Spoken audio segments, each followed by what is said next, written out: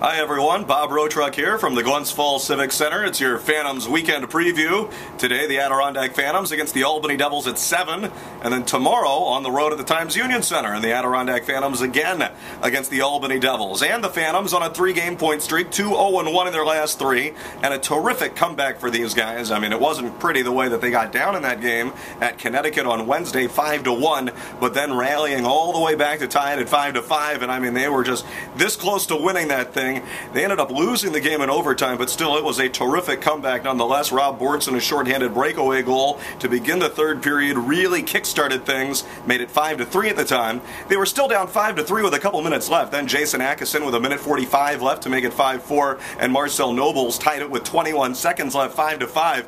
So down 5-1 in the second period. Lesson learned, you cannot count out this Phantoms team. It's the best comeback for an Adirondack Phantoms team, I think, ever, at least in several years. I don't recall one where they were able to come back from a 4-goal deficit. So it was dramatic, it was exciting, it was a lot of fun, and they got a valuable standings point out of it. Now, over the course of the past couple of days, man, a lot of transactions for the Phantoms. Mike Testweed took a hit in the Wednesday game at Connecticut, and now he is out with injury. He's the latest on the injury line. Garrett Rowe is still out, and I'm telling you, I think Matt Conan is very close to coming back. Eric Gustafson might be a couple days away too, so after this one, he might have another full week and then come back on the other side. That's kind of my guess. Other big stories, though. Cal Heater, one of our, good goalies this year, but he's been sent down to Trenton of the ECHL. The Flyers had a different goalie down in Trenton by the name of Nico Hoivonen, and he was not really performing very well. The Flyers waived him, and in fact, he was picked up by the Edmonton Oilers organization earlier today. So they have an opening for a goalie down there. Cal Heater goes down, and the Flyers did that knowing that we've had 3 goalies up here for a while, a couple of weeks anyway, Brian Boucher and Scott Monroe, and 2 veterans, and there are goalies now, and they have so much Philadelphia Phantoms history between those two. Calder Cup championship for Boucher back to 1998, and for tonight's game, after he had come on in relief Wednesday night in Connecticut, I would expect that Brian Boucher would be the starter. There's nothing official yet, but that's what it was looking like it was going to be. Other moves today, and more blasts from the Phantoms past.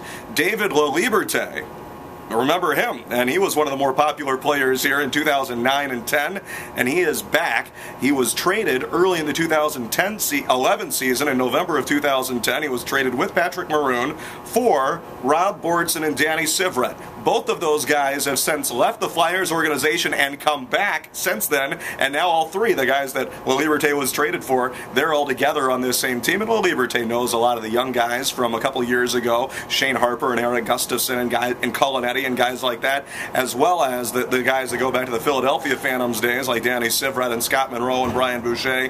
Hey, David LaLiberte is also a guy who played 11 games in the NHL. He scored a goal in his NHL debut on October 31st, 2009, when he was called up. You know who that goal was against when he was taking on Carolina? It was against Michael Layton.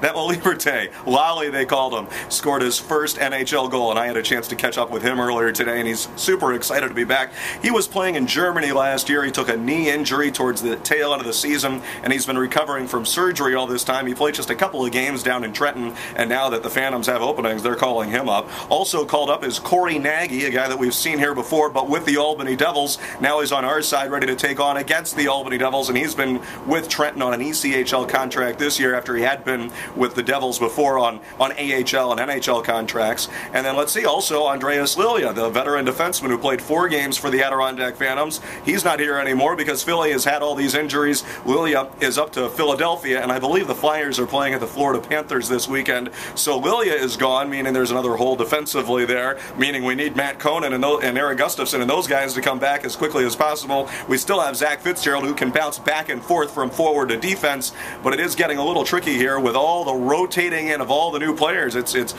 a revolving door. 2 or 3 guys go down or up or out, and then 2 or 3 other guys come on in from wherever direction they're coming from. It is getting a little confusing, but we're here to try to help you keep up with it. Also, if you haven't noticed, my pink tie, it is pink in the Rink Night, presented by Glens Falls Hospital, and proceeds of our Jersey auction to benefit the C.R. Wood Cancer Center. It all goes for breast cancer awareness and research and treatment over there, at all the great work that they do at the Wood Cancer Center, and we're going to have some breast cancer survivors on hand here during the game. Ceremonial puck drop all the way through to the very end, where they'll be on the ice for the jersey presentation and that post-game auction. So it's a really good feeling here. The Phantoms will be wearing those pink jerseys, pink socks, pink in the Rink Night, presented by Glens Falls Hospital at 7. We've got the radio broadcast for you as well on Q101.7 at 6:30.